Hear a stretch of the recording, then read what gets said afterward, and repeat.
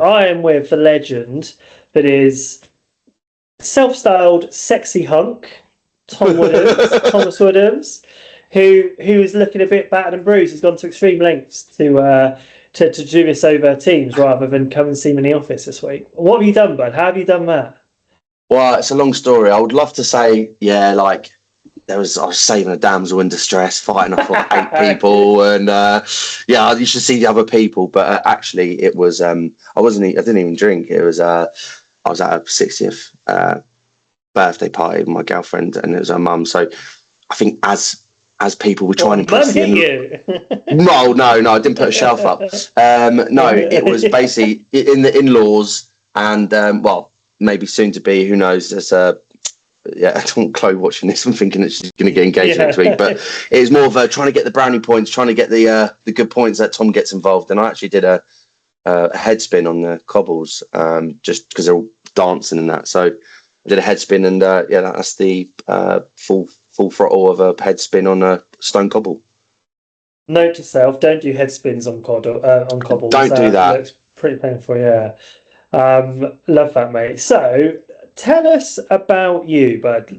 Obviously, lots of people recognise you from LinkedIn, but we want to hear in your own words about Tom Woodhams. Wow, it's a good question. So, my name's Tom. I'm a senior talent acquisition partner at Sony Sports Businesses, Hawkeye. I think I've obviously got ADHD, diagnosed nearly 7 years ago.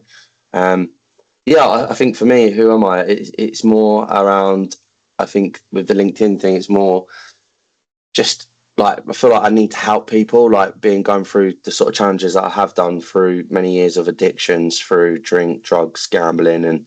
And I think when I was diagnosed with ADHD, it was more to sort of raise awareness with the content as well as doing the hiring career stuff. But I feel like it gives me purpose to try and help as many people that don't understand, and educate more, not just from people, but obviously like companies, or give some more insight for people to actually maybe learn it, because it's such a hot topic in general, ADHD. And some people feel, jumping on the bandwagon. There's some people that just confused. I don't want to say that they're neurodivergent. So, and I think that's what stemmed from it, really. And I've got obviously a lot of things going, but I feel like I want to better myself by doing these things and give something back.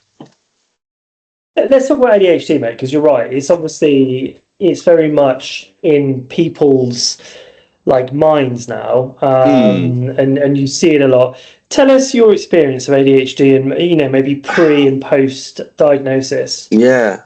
So I think like before, very much. So there's 2 types of ADHD. More common which is more common as men, is in the hyperactive side, which would be like me, got a joke for everything, cover up with jokes, very creative. And then you've got the inattentive side, which is more for females, which is more internalized, the anxiety, the depression, which is you both get, which you can get both actually. It came from my school reports, really, because just like anything, I had couldn't apply himself, only if you focused, always talking, easily distracted.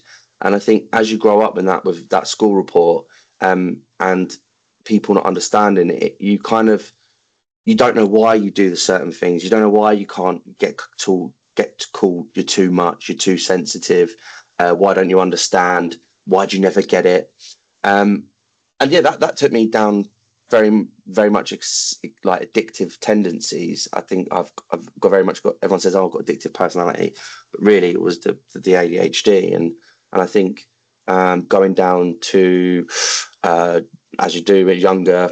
I'm very much 0 or 200% in everything. If I have a new hobby, it's I buy all the best gear for it, and then I move on from that hobby 2 weeks later. That's old me.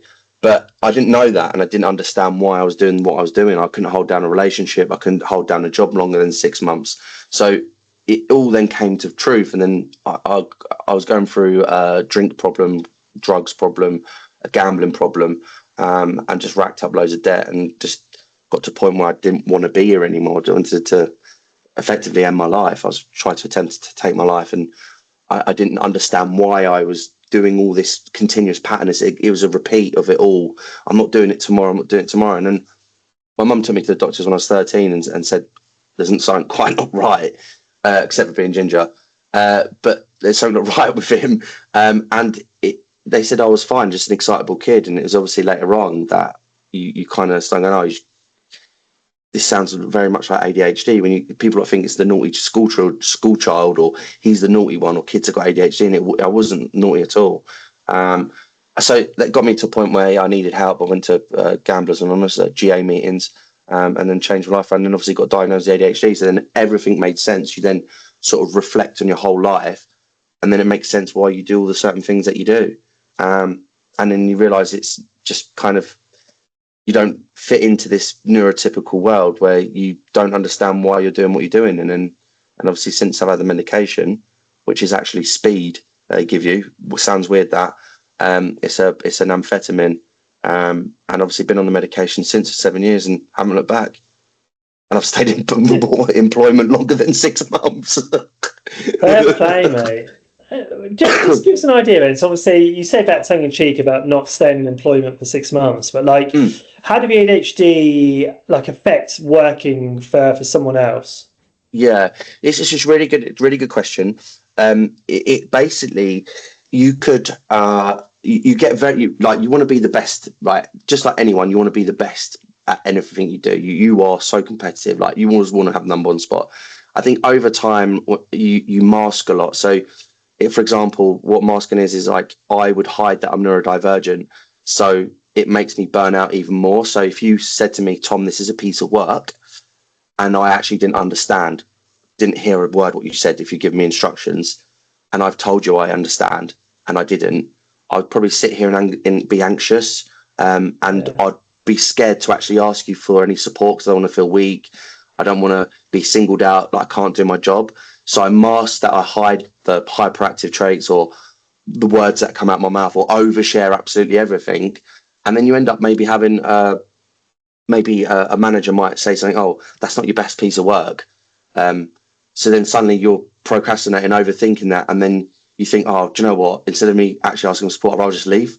Or they might have said, your work's not that good, but they haven't communicated that in the right way. What they didn't mean is like, oh, this is how we improve. There's a complete different word difference there. That wasn't your best versus, oh, this is good. Here's some things I would improve. Yeah. It's all about communication, you see. But I would have taken that to heart. I probably would have cried, and then I probably would have handed my notes in that day. And that actually did happen to me when I was working at Reed. They're putting all the admin work in, giving me loads of admin work. I was working till like 12 o'clock at night, posting jobs for civil service. I had a breakdown. I was really struggling. They referred me to a complete overshare here, but they referred me to occupational health. I had to go through all my ADHD diagnosis and stuff like that. They sent the recommendations to Reed, and then Reed didn't do anything with it. So I was going to cycle again and I left. I just left. I said, I can't do this anymore. But I need to build probably around £500,000 in 9 months for them. So you'd think I was the second biggest biller in the company in RPO within 9 months. And you'd think that serious amount of money that I'd worked so hard to be the best in that to be the best for what I did. But I just left. I just said that one of the nights, 12 o'clock at night, I was in tears at my desk, the lack of support, even on the medication. But obviously that's nearly 2.5 years ago now. But that's how important it is to have the support. And wouldn't you want to support someone that's billing that amount of money? Christ. Yeah. Do you know what I mean? It's a lot of dough. 100%. Do you know what I mean? It's an incredible amount. Do you feel in ways like ADHD, because I hear it, referred to as a superpower, and it can give you huge amounts of benefits in other ways. Do you feel that like actually elevated you to be able to do like that amount of billing? Because it is an incredibly impressive amount. Yeah, everyone says ADHD is a superpower. It's not. It's actually, and the reason why that is because it may seem like it has a superpower capabilities. What that might look like is setting up another business, having loads of domains, waking up at 2 a.m. going, oh my God, I've got an idea. Like, I'm going to go and buy the domain now. I'm going to build the logo. So, but it wasn't a superpower when I wanted to end my life. So I don't like calling it superpower. Some people might just for maybe for a kid's thing growing up, but really, if I'm being brutally honest, it's not. Just because it may seem it because you can do 40 hours worth of work in 2 days, but on the flip side, there'll be days where I can't even get out of bed because I'm just so overwhelmed by everything. So, but that's just management with that. But yeah, it's definitely it has super capabilities because of that. Yeah. And so my daughter, so she's 8 going on to be 9, like she's suspected of having ADHD, and she's showing all the traits. She STEMs in school, she does all of that kind of stuff. What advice would you give to maybe parents who are in a position to me, like from your kind of lived experience? It's really just letting it's a good question because everyone is different. Every neurodivergence in general shows different traits. Very common with the same traits, like you said about stimming there at work and at school, and maybe coming home, don't want to be at school, don't fit in, that kind of element. But it's kind of trying to get the signs a little bit early. Like I always find with kids that some parents are the pass down rate for kids with ADHD is 85%. So either one of the parent is neurodivergent, if not. So it comes with the signs. So stuff like, I don't know, like if your daughter's routine was broken, she'd probably have a meltdown. If if she eats the same drink in the morning and it's not there, she'll probably have a meltdown. Doesn't like loud noises, like Hoovers next to her. She maybe imitates accents and does all these like bird noises or just these different things, or just impersonations of something else. And the parents I don't know, I didn't have any, there was no signs. But you then sort of realise, but it's definitely just making people aware. Like I think generally with kids is that there's not enough support out there for kids, or they get unrecognised, especially in women with ADHD. They get sort of misdiagnosed with different things, or they get missed because they're not showing the hyperactive, way look at me, child, natural boy behaviour. So then they don't think it. So No, that mate. Yeah, you've just described exactly what she's like, and I think realistically, she gets a lot of those traits from me. Like as I've got older, it's definitely like obsessing over routine is a big one for me. Like I don't know if you have this, but when I when I decide on dinner, like what we're going to have for dinner, and I like to decide as soon as I wake up, so I'm on to my wife, what should we have for dinner? I'll be thinking about the process of making that dinner all day. I'm going to do the chicken this way. I'm going to cut the vegetables. And if there's a deviation from that, if she's like, oh, actually, no, we're going to go have dinner now, I'm like, what the fuck? No way. It throws you off. It throws you off. And it's very much like that sounds a bit like ADHD. So it's like autism and ADHD, where you've got everything needs to be on point. You even need to leave at 9 o'clock on the dot. Where the ADHD has the sort of chaos. The sort of I'm getting bored, so I need but you probably eat the same meal. You could eat the same meal every day, but then that one time you have that meal again, you don't like it. So it's definitely I completely get it, because you're pre-planning ahead. You might even have your dinner and then think about your meal. As soon as you're finishing that last mouthful, you're thinking about the meal tomorrow. 100%. So moving away from food, then recruitment. Okay, so have you always been in recruitment? Yeah, so I went into insurance sales like when I was younger. I did telesales and stuff like that, and I was selling lottery syndicates to people. It's called Euro Millions. It was you can guarantee a syndicate 2 lucky stars with 2 lucky numbers in a 100 person syndicate. Imagine calling people on telesales, an automated dialer, big phone as big as that. The phone keeps ringing, and you're trying to sell lottery tickets to people, mate. So that's when I started in sales. And then I've only been in tech recruitment because I also like to code in my spare time. So probably maybe top 1% of recruiters that code, tech recruiters that can actually code. So I think that's what's given me a leverage. But that's completely separate. But pretty much. I've forgotten what you said now. No, I said that's about right. Recruitment. Yes, I have 10 years. Yeah. Love that. So you're now obviously internal, but you've spent some time agency side. Yes.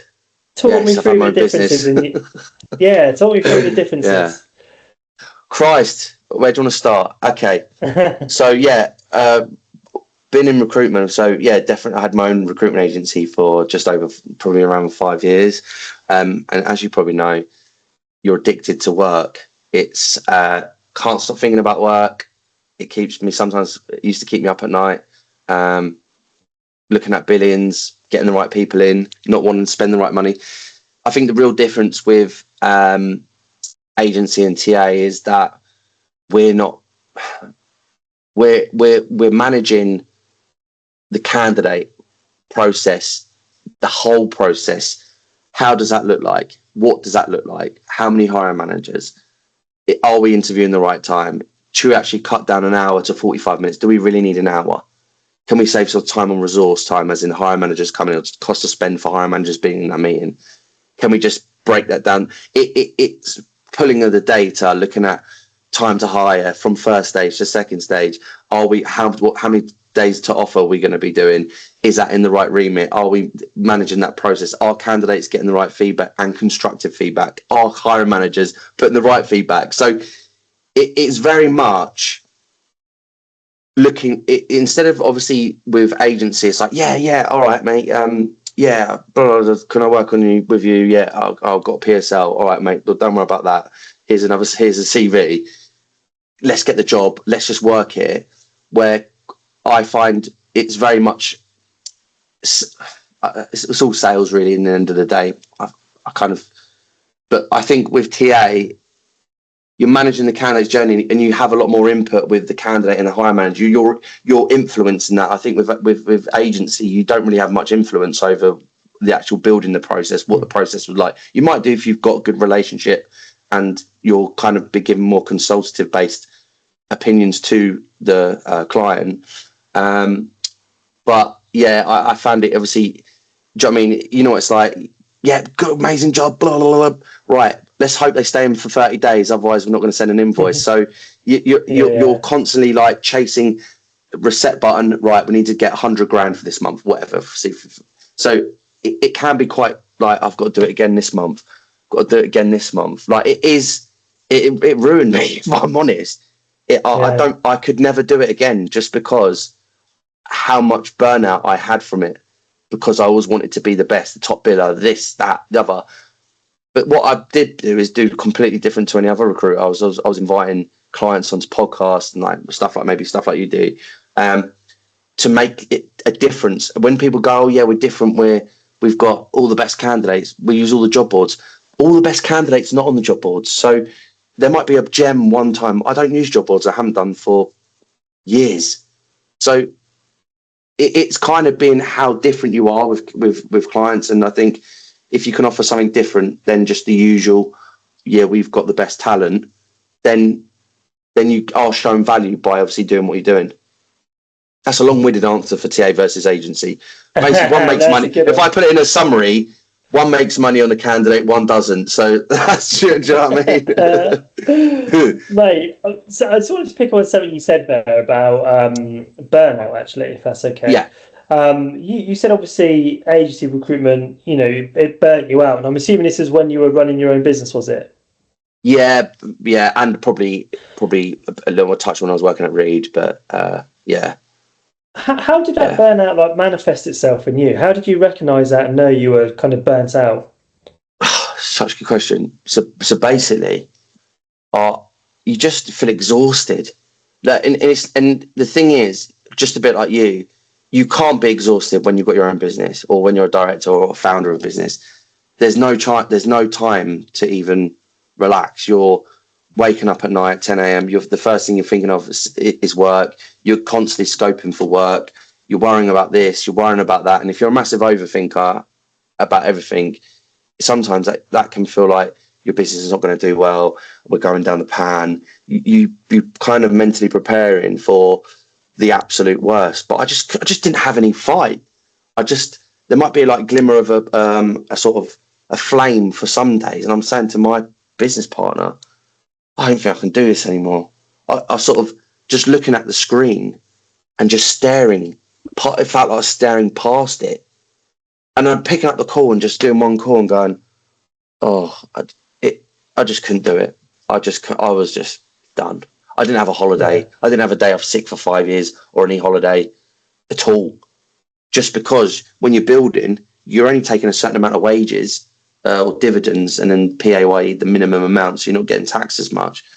But living on that for the first 3 or 4 years on low wage just to make sure you're putting your own business, it's like, what are you doing it for?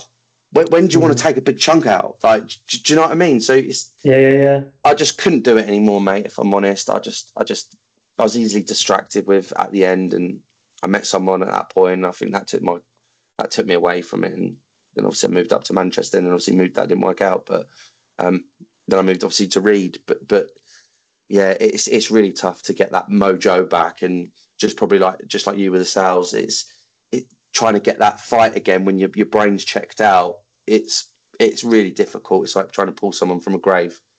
When you're in the grave and trying to pull someone out. How did you do that? Like, it's obviously you're doing incredibly well now. Like, how did you get from feeling what sounds really, really low and in a bad place to where you are now? Well, being honest, being employed again. If I'm being honest. Like, I'm very lucky to work where I work. Like, I think loads of people would love to work at Sunny Sports businesses, especially Hawkeye. Like, obviously, if you're a massive sport lover, like I know you're a sport lover, like imagine working at a company that does the stuff that we do. So I think for me, I think when you're your own boss, you have like you might have one day off. Suddenly that turns into 2 days, 3 days. Can't be bothered to go in today. Well, that's fine because I'm the director, so I don't have to go in today. But you end up losing out on routine, because I need routine. I need a structure. I need to have and when you're a manager of your own half, I don't know what. Sometimes am I making the right decision? I still do this at work. If my advice I'm giving to hiring managers is right, I know it's right, but I still need that reassurance. So when you've got your own business, I need to have that routine structure, and I just couldn't do it. It's not for me. Like, I've had loads of business ideas that I wanted to set up my own clothes shop and loads of different stuff, but I just think I needed it. And I think that the reason I moved to Manchester was to continue love, or found someone that didn't work out. So I think at that period of time in my life, I needed to get away from the old environment, and obviously now move back and doing well and stuff like that. It's helped me. Would you change anything? Like, if you were to go back, obviously knowing what you know now, would you change your career path? Oh, some of the hospitals self-attached is weird. I would definitely have been a software engineer, just because I love tech. Like when I say, oh yeah, I'm a tech recruiter, I genuinely live and breathe it. Like, I'm working on code, like try and build apps and tinker around. I did sport when I was at college, but I only really followed sport because all my friends then, I didn't want to miss out on my having friends. But if I was being brutally honest, everyone was like macho man. I was actually nerd man.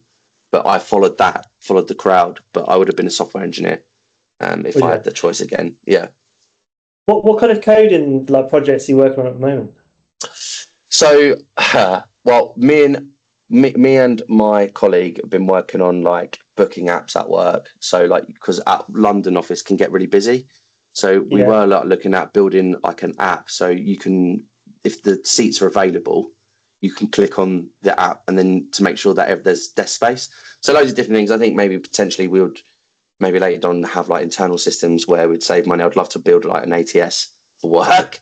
But but do you know what I mean? We use Ashby, but it's just like many. It's probably too complicated for me to write that sort of stuff. But yeah, we've been tinkering, mate. Just usual stuff.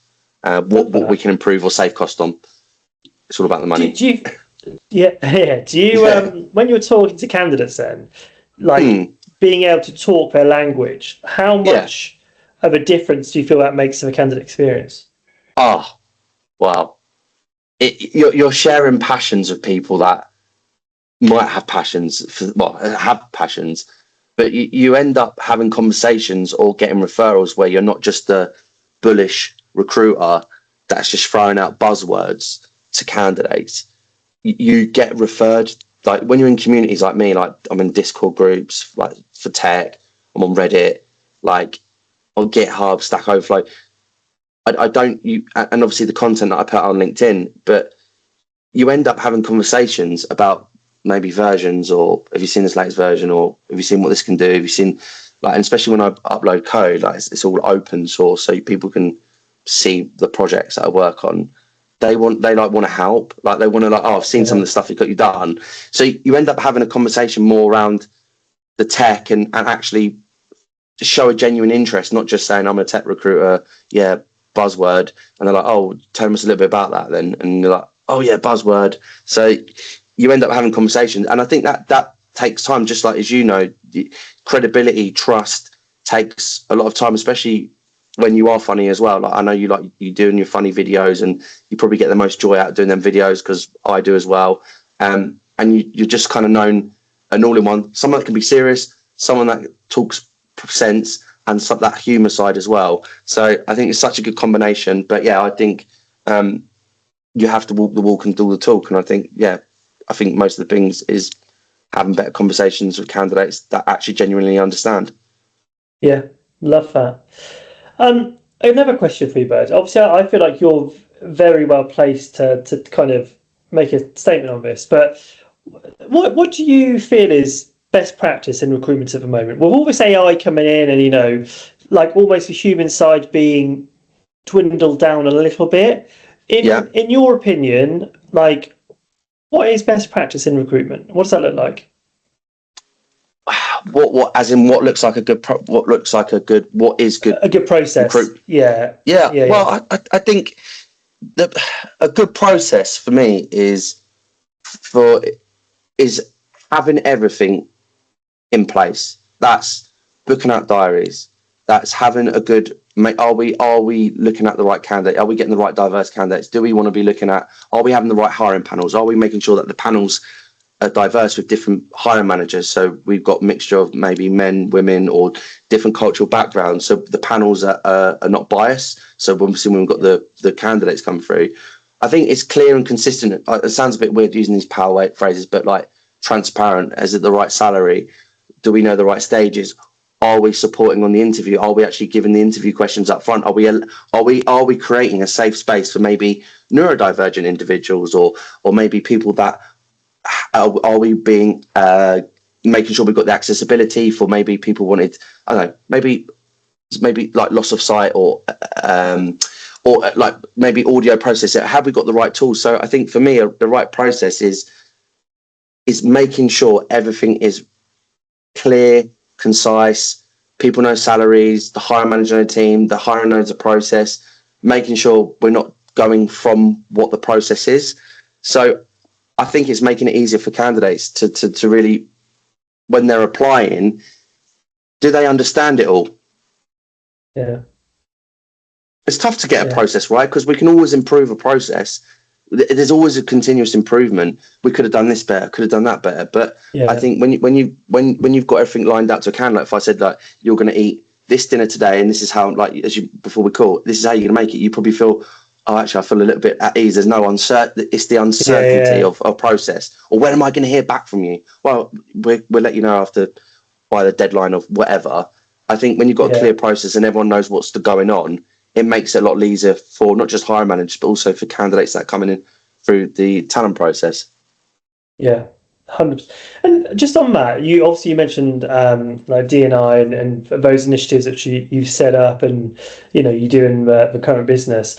How do you do that effectively? Because I think for a while, D&I was a bit of a buzzword, and people wanted to be better at being inclusive and encouraging of different average. But real world, how do you actually do that? That's a really good question. So with that, it's making sure, let's say, for example, so what would happen if you applied for a job, you would then get a set of questions. Not everyone answers it, just because they might not feel comfortable. They might feel like it might hinder the recruitment process. Yeah. So when you're putting out an accessibility form, you're putting out, do you need any reasonable adjustments? So that could be anything from like auditory processing, visuals, maybe the questions being typed out instead of me saying to a question. I might communicate one question and you might actually be able to answer better if I typed it out for you. So it's just so you're giving loads of options and having tools in place where you can be supported at work. So you're effectively trying to create a safe environment. It's all down to if you feel comfortable enough. You see, you might feel like, I don't know, let's say the ADHD, just for an example, having ADHD might cause a sort of a discrimination or you might be not comfortable enough to talk about it. But what that means is you might speak really, really quick on an interview, which sometimes the hiring managers might not. So it's making sure that we're trying to tailor the support and letting hiring managers know by getting have candidates to fill this out, which is only a few questions anyway. But then we can collect the DNI data or EDNI data from the candidates that come through, and then we can sort of look at the different talent pools, because we all want diverse cultures. Because I think I saw LinkedIn say 40% diverse teams outperform non-diverse teams. So it's making sure that we're being in a company that's got, I think, around 67 different cultures. That's the kind of culture you want at Sony or Sony Sports. Is that diverse. So going back to the original question, it's making sure people feel safe enough to be able to have the things in place for that process. Love that. That's genuinely really good advice, because I think a lot of people want to do that. There's some will there, but there isn't necessarily the know-how. So yeah, thank you, mate. Tell me about your TEDx talk. I haven't done one yet, but I'm going to be doing. Yeah, I'm going to be. Talk about that. Yeah. Well, yeah. So I did breakfast last year.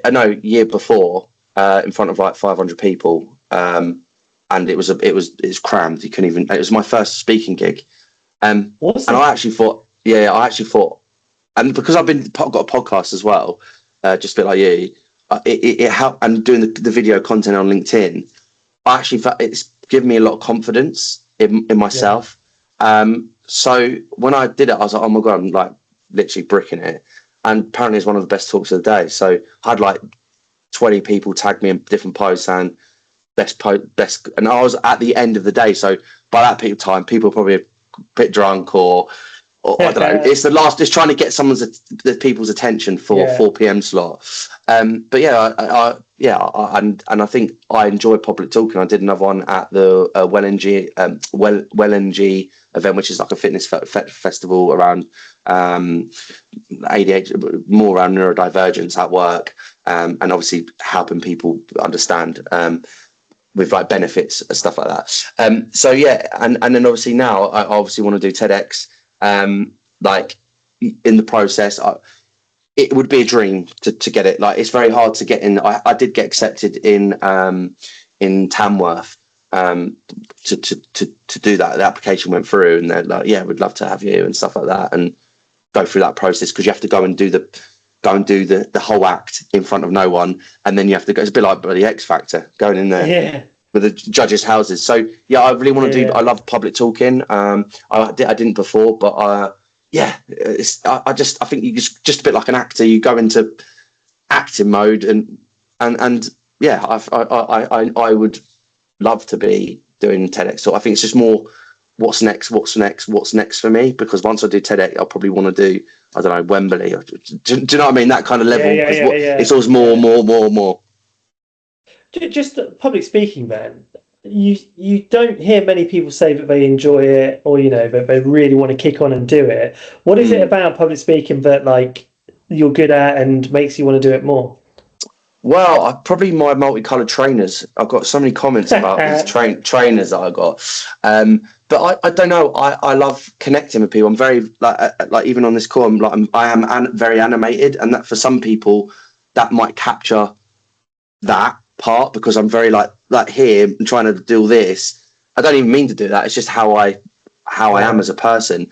But people saying I loved your talk. I don't know. It's like you saying, you'd probably definitely understand that. If a client said to you, "Will, you're one of the best rec-to-rec recruiters, or best the candidates you've been sending are absolutely brilliant. You're fantastic at your job. You'd come home, be like, that is better than any thing that's ever happened to you in your life. Maybe maybe having your daughter, but your brain is like, oh my God, I'm the best recruiter. And suddenly you're fed. And I like that feeling of seeing, oh my God, I love your talk. Excuse me. I love your talks. I love what you said. And that's what, it's the dopamine for me. I love people saying, I really enjoy what you do. Yeah, just like anything. I love that. Yeah. Makes complete sense. What are your plans for the rest of the year, bud? Talk to me about kind of what 2026 looks like for you and for Sony Sports. Yeah, for Sony Sports businesses, just busy at the moment. We're so busy. Like we've just acquired Stat Sports as well. So under the Sony Sports businesses, we've got nearly 5 businesses. So we had 2 acquisitions over the last sort of 12 months. One is Stat Sports, so they're wearables. So you'd have like you might have seen Harry Kane with them, but so underneath like the vest, they've got like a really featherweight. So that's our business now. It's our part of our sister businesses, part of Sony Sports businesses. So yeah, it's going to be very busy because we've now got 5 businesses underneath that brand. I think for my own personal things, it's a lot more probably traveling. I've got things piping for a kid's book. Nothing being settled yet, but to help kids at school being neurodivergent, which is called My Special Brain. I'm hoping it's going to be rolled out to every single school, but that's watch the space. And just continue what I'm doing, mate. To continue the mission, helping loads of people, I'm trying to be the best version I possibly can. That sounds a bit wanky, but you know what I mean. No, it doesn't. No, I know exactly what you mean. That book sounds amazing. I mean, for a start, we'd buy it because there must be so many parents in similar positions who, you know, don't know what to do. Because when we went to school, they were like, oh, yeah, you need to get on a waiting list, and they won't do it until they're secondary school age. Yeah. So, well, hold on a minute. She's got 3 or 4 more years now of like really struggling. But yeah, so they need that kind of support. Yeah. It's tough because obviously lack of understanding. You might have kids that don't even want to go to school or feel very overwhelmed. I just don't want to go today or whatever. So they are bringing out good things. Like they've brought out robots, completely separate, but robots where you can still be present in school and you actually can log in. And if kids that do feel quite overwhelmed, they have a robot in school and you can actually still see the lesson and be interactive in the lesson. No way. Yeah, so if your kid felt very overwhelmed for that day and found it difficult, maybe any part of the neurodivergent, or even if just kids had like really bad social anxiety, they can still be present in the school. I'd love to have come up with that idea, but I haven't. But yeah, that's wicked though, mate. I love that. Mate, that's been incredible. That's been I've just seen that we've been on the call for 45 minutes, and I thought we were probably 15 minutes in. That's flown by. So yeah, thank you very much. Any parting words or any parting thoughts from you? Yeah, I think any parting words. 1, thanks ever so much for having me, mate. I do appreciate you giving me your time because I know you're busy. And 2, yeah, just be yourself. That's pretty much what I'd say, is continue to be yourself. Don't apologise for being you or your unapologetic self. I always find I'm saying sorry to everyone all the time, and I used to do that all the time, saying sorry for this, sorry for that. Someone fell over, I'd say sorry, even though it wasn't my fault. But I think sometimes you just you end up doing that just because you're being neurodivergent. But yeah, be yourself, and that's it. Be yourself. Job done. Mate, I love that. I think that's a great message. Thank you so much, Tom. I appreciate it, bud. Thank you. Cheers, mate. Thank you. Thank you.